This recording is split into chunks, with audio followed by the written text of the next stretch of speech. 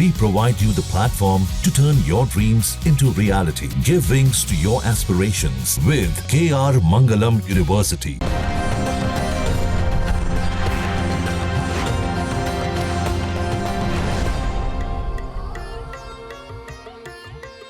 नमस्कार, आप देख रहे हैं न्यूज नेशन का विशेष कार्यक्रम लग गुरु और मैं हूं आपके साथ रंजना सिंह राठौर। मेरे साथ देश के दिग्गज ज्योतिषाचार्य लग गुरु डॉक्टर अरविंद त्रिपाठी जी मौजूद है। बहुत स्वागत है गुरु जी आपका। जी धन्यवाद, नमस्कार। आज मैं आपको कुछ महत्वपूर्ण उपाय बताऊंगा जो आपके जीवन में बहुत ही कारगर सिद्ध होगा। देखिए, हमारे जीवन में कदम कदम पर चुनौतियां आती रहती हैं, हर मोड़ पर बाधाएं हमारी अग्नि परीक्षा लेने के लिए तैयार खड़ी होती है, लेकिन ज्योतिष शास्त्र में हर समस्या का प्रामाणिक और शास्त्रीय समाधान होता है। आपके जीवन के किसी भी मोड़ पर आपको कोई भी परेशानी हो, कोई अड़चन हो, नौकरी को लेकर हो, शादी को लेकर, रोजगार या फिर रिश्तों में ही क्यों ना अड़चन हो, आपके हर प्रश्न का उत्तर लग गुरु के पास है। इसलिए देश भर से हमारे तमाम दर्शक हर रोज बड़ी संख्या में हमें अपनी जिंदगी से जुड़े सवाल भेज रहे हैं और लग गुरु ज्योतिष शास्त्र के अनुसार उनका समाधान बता रहे हैं। तो आज के सवालों का सिलसिला शुरू करेंगे गुरुजी, और सबसे पहला सवाल जो है वो हमें भेजा है अभिषेक जी ने। गुरुजी, मेरा नाम अभिषेक है, मैं आगरा यूपी से बात कर रहा हूँ और मेरी जो जन्म तिथि है वो 06/05/1996 और मुझे जानना ये है कि मैं अपने जीवन में किन ऊंचाइयों तक जाऊँगा या मेरे जीवन में जो है पैसे का क्या कुछ योग है। देखिए अभिषेक जी, आपका प्रश्न है कि हमारा जीवन कैसा रहेगा, धन की स्थिति कैसी रहेगी और आने वाला समय कैसा रहेगा। देखिए, कन्या लग्न है आपका।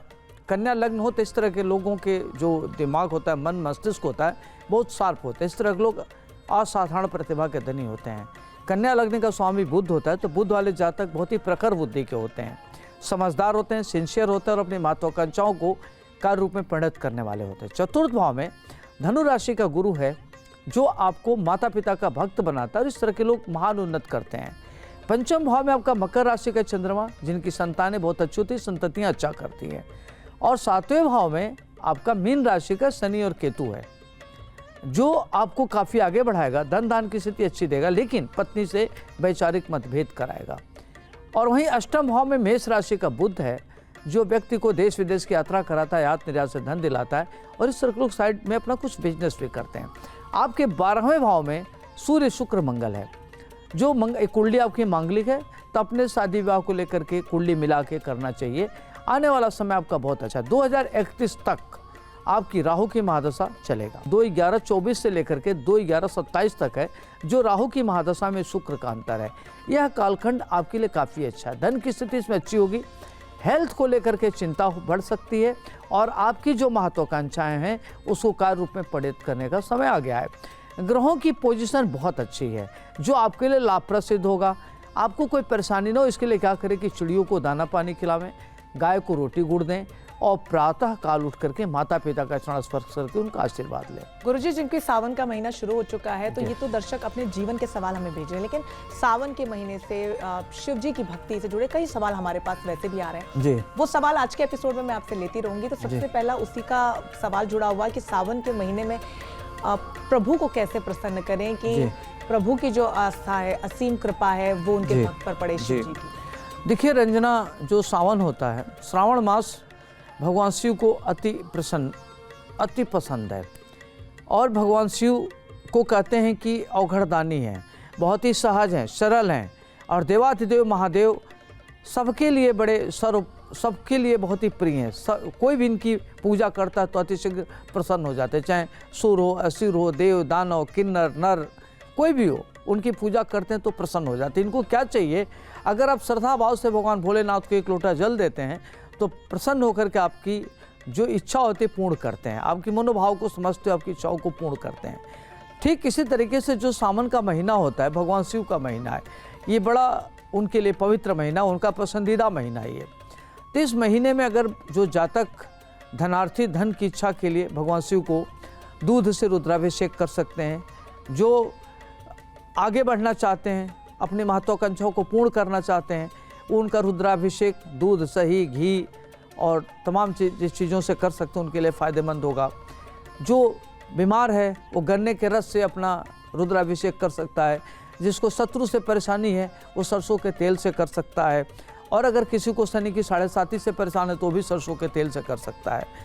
तो देखा जाए तो भगवान शिव की छोटे छोटे उपाय करके आप जीवन में आगे बढ़ सकते हैं। आपको सावन के महीने में क्या करना है कि किसी भी मंदिर में जाएं, शिवालय में जाएं, वहाँ भगवान शिव को जलाभिषेक करें। क्या करें कि गाय का दूध ले लें, अक्षत ले लें, फूल ले लें और आपका भांग, धतूर, बेलपत्र भगवान शिव को अर्पित करें और ओम नमः शिवाय मंत्र का जप करें, ओम सोम सुमाय नमः मंत्र का जप करें। इससे सबकी इच्छा भगवान भोलेनाथ की कृपा से पूर्ण होगी और जिस उद्देश्य से, जिस निमित्त ये पूजा करेंगे उनको उसमें सफलता मिलेगी। जी, तो इन उपायों को ध्यान से सुनिए और कीजिए, क्योंकि महाकाल का ये महीना है, सावन का महीना है और महाकाल की असीम कृपा पाने का एक सबसे शुभ अवसर भी है। गुरु जी जी। चलिए अगला सवाल लेंगे, आगे बढ़ेंगे। दिल्ली से माता जी ने अपने बेटे गगन के लिए हमें अपना सवाल भेजा है। नमस्कार पंडित जी, मैं रमन दिल्ली से बोल रही हूँ। मेरे बेटे का नाम गगन है। 19 जुलाई 89 शाम को 6 बजे पंजाब कपूरथला में। इसकी ना तो शादी का योग बना रहा है और ना ही इसका कोई काम सफल हो रहा है। कृपा करके बताइए प्लीज़, कब तक इसका टाइम है शादी का और कैसे ये सेट होगा।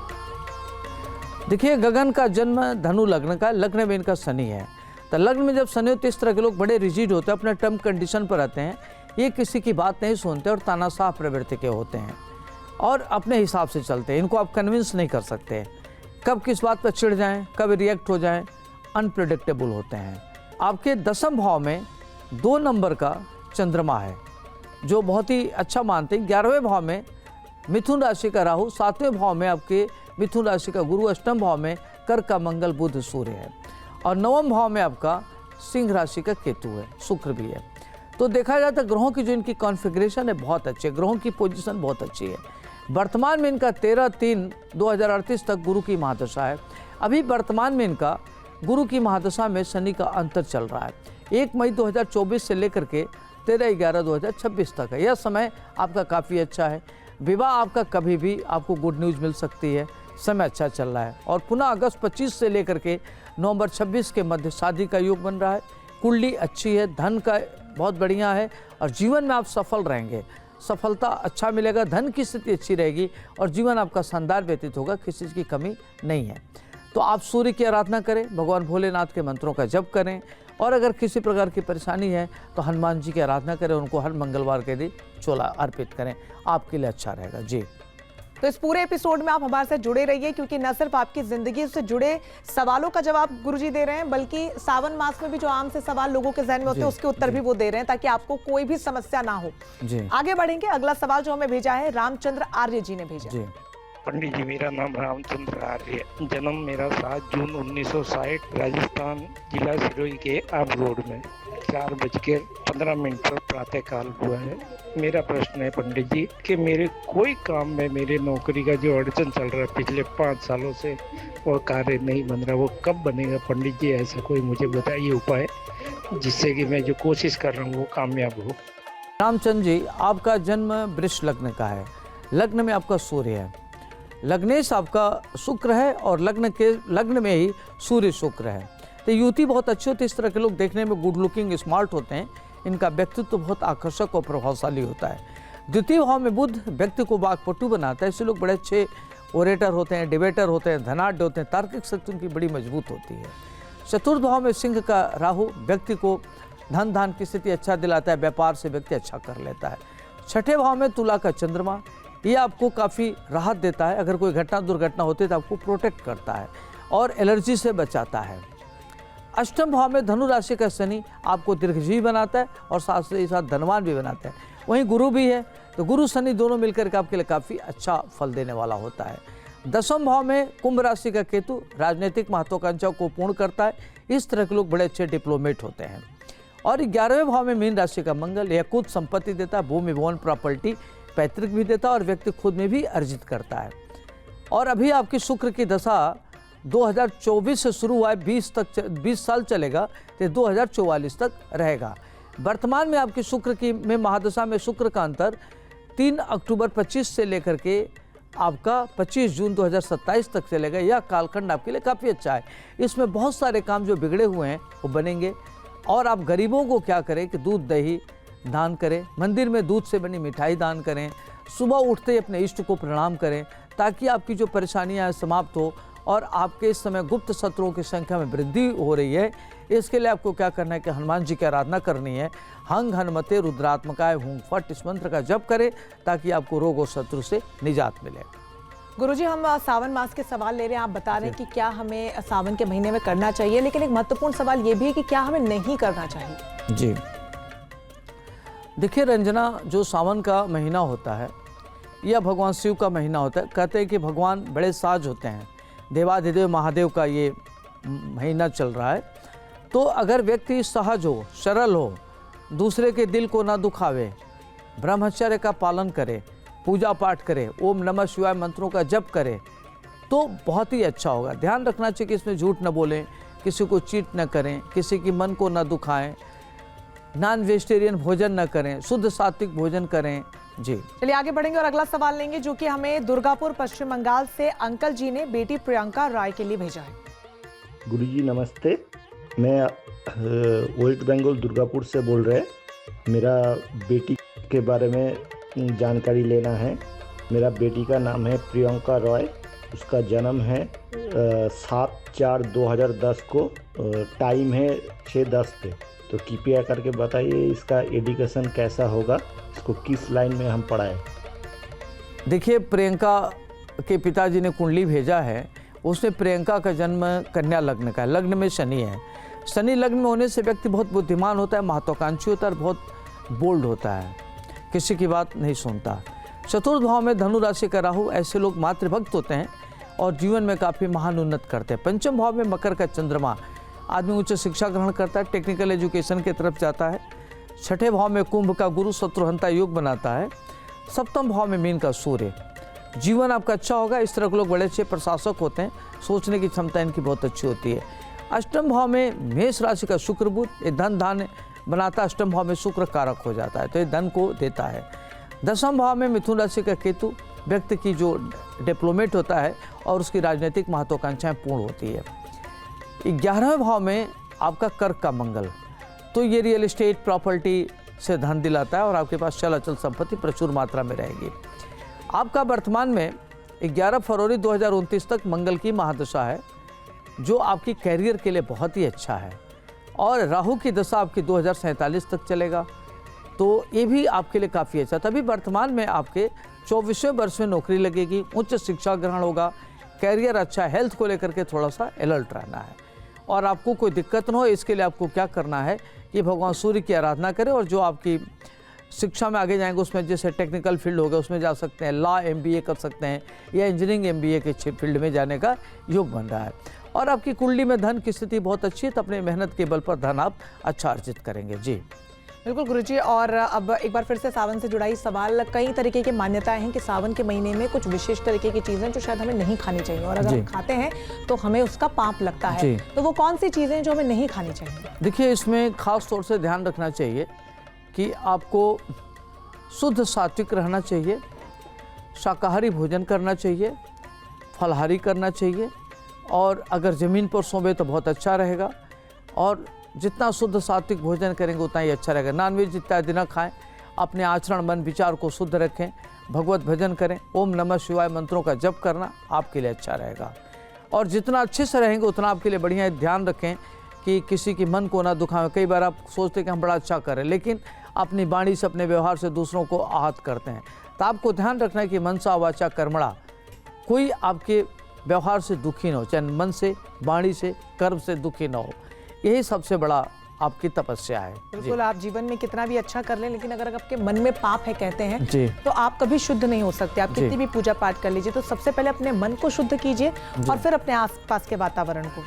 अगला सवाल हम लेंगे जो कि हमें अंकल जी ने अपने बेटे शिवांश के लिए भेजा। जी हेलो गुरुजी, प्रणाम। हमारे बेटे का जन्म 31 जुलाई सन 2005 में हुआ था, शाम को 8:40 पर। उस दिन रविवार था। उसका भविष्य कैसा होगा? इस समय वो इंटर पास हो चुका है और आगे तैयारी कर रहा है। उसका कैरियर कैसा होगा, इसके बारे में बताएं। तो देखिए शिवांश का जन्म कुंभ लग्न का है, लग्नेश शनि है। इस तरह के बच्चे बड़े देखने में अच्छे होते हैं, सुंदर होते हैं, व्यक्तित्व इनका आकर्षक होता है, प्रभावशाली होता है। इस तरह के बच्चे अपने इमेजिनेशन को रियलिटी में बदल लेते हैं। द्वितीय भाव में मीन राशि का राहु, इस तरह के लोग बड़े कटुभाषी होते थे। वाणी पर ध्यान रखना चाहिए, नेत्र को भी ध्यान रखना चाहिए, नेत्र में कोई पीड़ा ना हो। आपके तीसरे भाव में मेष राशि का मंगल है, ऐसे बच्चे अपने भाई बंधु परिवार के लिए काफ़ी डेडिकेटेड होते हैं। आपके चतुर्थ भाव में उच्च का चंद्रमा है, उच्च का चंद्रमा चौथे भाव में व्यक्ति माता का भक्त होता है, परिवार के प्रति बड़ा डेडिकेटेड होता है, परिवार को आगे बढ़ाता है। आपके छठे भाव में कर्क राशि का शुक्र, हेल्थ वेल्थ को लेकर के थोड़ी चिंता होगी, और सूर्य बुध बुधादित्य योग बना रहे थे, नेम फेम सम्मान देता है ये। सप्तम भाव में सिंह राशि का शुक्र, तो आपकी दाम्पत्य जीवन पारिवारिक लाइफ बहुत अच्छा व्यतीत होगा। अष्टम भाव में कन्या का गुरु व्यक्ति को दीर्घजीवी बनाता है, और इस तरह के लोग अच्छे लेखक साहित्यकार भी होते हैं, ग्रंथकार होते हैं। वर्तमान में आपका 28 अगस्त 2029 तक राहु की दशा है, जिसमें उच्च शिक्षा प्राप्त करने का योग बन रहा है, और 12/3/2006 से लेकर के 6 फरवरी 27 तक का समय आपके लिए काफ़ी अच्छा है। तत्पश्चात आने वाला समय आपका करियर के लिए काफ़ी अच्छा, धन के दृष्टिकोण से अच्छा है, उच्च पद प्राप्ति का योग बन रहा है, और 27वें वर्ष में आपका भाग्योदय होगा। चांदी का चंद्रमा या मोती धारण करें, जिससे आपका एकाग्रता बढ़े और अपनी एनर्जी को पूरी एक तरफ लगावें, आपके लिए बेहतर सिद्ध होगा। चलिए अब आगे बढ़ेंगे और अगला सवाल लेंगे। अगला सवाल हमें भेजा है हमारे दर्शक प्रवीण जैन ने। गुरु जी, मेरा नाम प्रवीण जैन है, मैं राजस्थान जोधपुर से बोल रहा हूँ। मेरी जन्म तिथि है 28/10/1975, समय सुबह 10:15। मेरा यह सवाल है, तो मेरे जीवन में 2-3 साल से उतार चढ़ाव चल रहा है, वो तब तक रहेगा? देखिए प्रवीण जी, आपका जन्म वृश्चिक लग्न का है, और लग्नेश मंगल होने के नाते आप बहुत रिजिड होंगे, अपने टर्म कंडीशन पर रहेंगे, लेकिन आपका कॉन्सेप्ट बड़ा क्लियर होगा। पंचम भाव में मीन का गुरु व्यक्ति को बहुत बुद्धिमान बनाता है, इंटेलिजेंट बनाता है, और बहुत ही विजनरी बनाता है। छठे भाव में केतु आपको रोग और शत्रु से मुक्त करेगा। अष्टम भाव में मिथुन का मंगल आपकी कुंडली मांगलिक है। नौम भाव में कर्क राशि का चंद्रमा और शनि आपको बहुत भाग्यशाली बनाएगा, और दसम भाव में सिंह राशि का शुक्र काफ़ी अच्छा मानते हैं। इस तरह के लोग काफ़ी जीवन में प्रगति करते हैं, विस्तारवादी इनकी सोच होती है, और बड़े ख्यातिलब्ध होते हैं। 11वें भाव में कन्या का बुध व्यक्ति को बहुत इंटेलिजेंट बनाता है, संतानें उसकी बहुत अच्छी होती हैं। 12वें भाव में तुला राशि का सूर्य राहु, ये खर्चों को बहुत बढ़ा देता है। आपका प्रश्न है कि 2-3 साल से हमारा समय ठीक नहीं चल रहा है। देखिए 1 जून 2029 तक सूर्य की दशा है, तो जो आपका करीब 23 से लेकर 26 तक का जो कालखंड गया अच्छा नहीं गया, इसमें आपको कई तरह की दिक्कतें आई। अभी 3 सितंबर से आपका समय काफ़ी अच्छा जाएगा, और सितंबर से में लेकर जो परेशानियां धीरे धीरे डाइल्यूट होगी, और 7 सितंबर 25 से लेकर के 7 अप्रैल 26 तक के बीच में व्यापार प्रगति करेगा, अच्छा रहेगा, और आपको नए तरह के काम भी मिलेंगे। हेल्थ के प्रति आपको बहुत ध्यान रखना है, हेल्थ डिटोरेट हो सकता है, तो हेल्थ डिटोरेट ना, उसके लिए डॉक्टर को दिखाइए, अपने हेल्थ के प्रति बहुत कॉन्शियस रहिए। व्यापार तो बढ़ जाएगा, कोई तनाव लेने की बात नहीं है। 1 जून 29 तक आपका समय काफ़ी अच्छा है, तो यह कालखंड आपके लिए लाभप्रद है। धन की स्थिति अच्छी होगी, आप इसमें माड़ी की पहन सकते हैं, भगवान शिव की आराधना कर सकते हैं, सूर्य को जलाभिषेक कर सकते हैं। जी गुरुजी, सावन के महीने में कावड़ यात्रा का भी विशेष महत्व है, और हजारों लाखों की तादाद में कावड़ यात्रा में जुड़ते हैं लोग, भगवान की आस्था के लिए उसका हिस्सा बनते हैं। कई लोग हैं जो ये समझना और जानना चाहते हैं कि कावड़ यात्रा में क्यों जुड़ना चाहिए, और अगर उन्हें जुड़ना है तो क्या कुछ उसके लिए करना चाहिए। जी देखिए रंजना, सावन में कहते हैं कि जो साधक होते हैं वो भगवान शिव के प्रति उनके मन में होता है कि हम कांवड़ लेके जा रहे हैं। तो कांवड़ लेके जाने का मतलब ये हुआ कि उनके मन में 24 घंटे एक प्रकार का भाव हो गया कि हमको भगवान शिव की आराधना करनी है। तो बड़े शुद्ध सात्विक तरीके से जाते हैं, बिना चप्पल पहने जाते हैं, और ओम नमः शिवाय मंत्र का जप करते हुए जाते हैं। फिर गंगा जी का जल लेते हैं और शुद्ध सात्विक तरीके से जाते हैं। अगर कहीं अगर उनको कहीं होता तो नहा धो के फिर अपना जाते हैं। तो पूरी श्रद्धा के साथ भगवान शिव की आराधना करते हैं, जो जल ले जाके अर्पित करते हैं। इससे भगवान शिव बड़े खुश होते हैं। साधक का भगवान भोलेनाथ के प्रति बड़ी विश्वास है कि अगर हम ऐसा करेंगे तो भगवान भोलेनाथ हमारी मनोरथ पूर्ण करेंगे।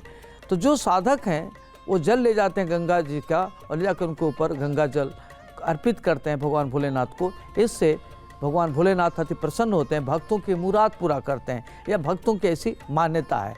और उनके आध्यात्मिक विकास होता है, उनको सुकून मिलता है, जिससे उनका हेल्थ वेल्थ दोनों ठीक रहता है, आध्यात्मिक विकास होता है। जी बिल्कुल, सबकी अपनी अपनी मान्यताएं हैं, अपने अपने तरीके हैं और अपनी अपनी प्रथाएं हैं। ऐसे में सबसे महत्वपूर्ण है कि आपके जहन में, आपके दिल में प्रभु के लिए असीम आस्था होना। जी आगे बढ़ेंगे और अगला सवाल लेंगे। अगला सवाल हमें भेजा है सोमेश जी ने। Name Somesh, birth place Khandwa, time of birth 9:05 AM and date of birth is 6/2/1997। मैं अपने करियर और नौकरी के बारे में जानना चाहता हूँ। देखिए सोमेश जी, आपका जन्म कन्या लग्न का, लग्न में राहु है और मंगल है। पंचम भाव में आपका मकर राशि का बुध, चंद्रमा, शुक्र और गुरु है। तो गुरु चंद्रमा गजकेसरी योग बना रहा है। सप्तम भाव में मीन का शनि केतु, ये बहुत अच्छा नहीं मानते, शादी के लिए थोड़ी सी दिक्कत होती है। वर्तमान में आपका 2032 तक राहु की दशा है, जो 2014 से चल रहा है। तो 23 जुलाई 28 तक राहु में शुक्र की दशा चलेगा, जो आपके करियर के लिए, व्यापार के लिए बहुत अच्छा। जिस तरह के लोग महान उन्नत करते हैं, जो आप प्लान करेंगे उसमें सफलता मिलेगी। पुनः 2032 तक का समय काफ़ी अच्छा है, तो धीरे धीरे आप आगे बढ़ेंगे, समय आपका अच्छा होगा। आपको चूँकि राहु की दशा चल रहा है, तो आप अगर गोमेद धारण करते हैं तो अच्छा रहेगा। अगर गोमेद नहीं धारण करना चाहते हैं तो आप भगवान शिव की आराधना करें, ओम नमः शिवाय मंत्रों का जप करिए।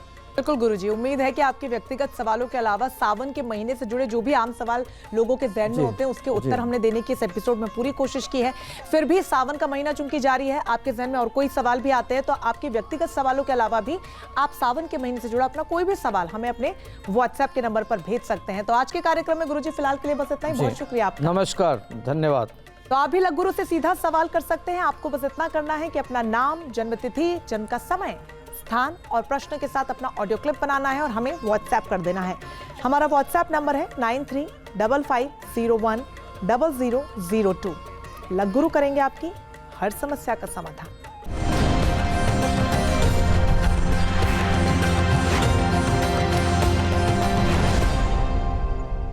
जहाँ भक्ति है हर शब्द में, कथाओं में छुपे हैं दिव्य रहस्य और ज्योतिष देता है जीवन को दिशा। धर्म से जुड़ी हर बातों को जानने के लिए हमारे चैनल स्तुति को सब्सक्राइब करें। चैनल पर जाने के लिए इस लिंक पर क्लिक करें।